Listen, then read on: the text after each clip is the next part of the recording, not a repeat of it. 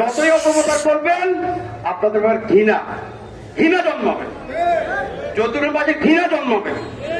এবং এই যে অপপ্রচার প্রতিনিয়ত কার বিরুদ্ধে? এই দলের বিরুদ্ধে, যে দল আজকে প্রতিষ্ঠা বার্ষিক। এই দলের ছত্রছায়া থেকে তারা আজকে বড় হয়েছেন, এই দলের ছত্রছায়া থেকে। এই দলের বিরুদ্ধে এখন তারা ষড়যন্ত্র করে, এইগুলো তো আল্লাহ মাফ করবে না। যার খাইতেই বড় হয়নি আজকে তার বিরোধিতা করে।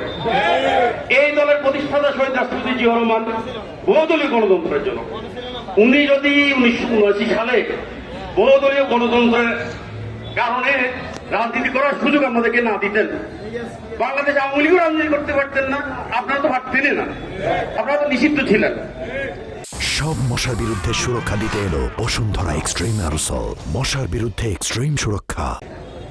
আপনাদেরকে পুনর্জন্মের সুযোগ করে দিলেন কে? পুনরাজনীতি করার সুযোগ কে করে দিলেন? এই যে জিয়াউর রহমানের বিরুদ্ধে আজকে তারা কথা বলে, জিয়াউর রহমানের বিরুদ্ধে কথা বলে, দেশের মাথা খালেদা জিয়ার বিরুদ্ধে কথা বলে।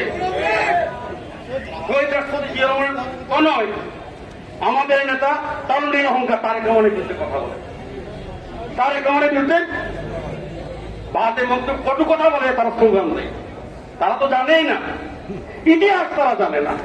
সুতরাং যেই কথা বলে, যে ধর্মের দোহাই দিয়ে তার ব্যস্ত যেতে চায়, আগে আমাদের হক আমরা যেটা পাবো সেটা পরিশোধ করতে বলেন।